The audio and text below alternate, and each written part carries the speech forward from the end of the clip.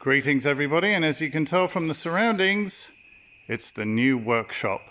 We're finally beginning the move. Obviously it's a fairly big project, but first bike is in and some bits and pieces in the background, like over there you can see the panniers and some interesting stuff over there.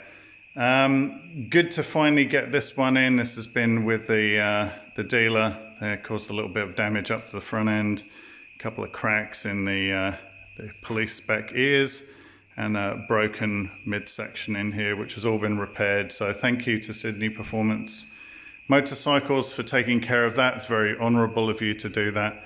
The bike is running absolutely lovely, and we're very, very tired after an extremely long day. You can see that one of the lights is out there, which we'll get around to fixing.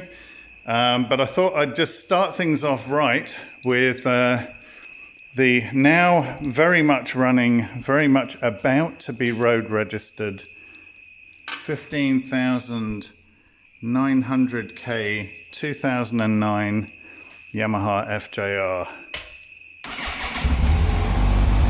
The mighty beast roars again, and of course we have all the party lights, so we'll just turn those on. And you can see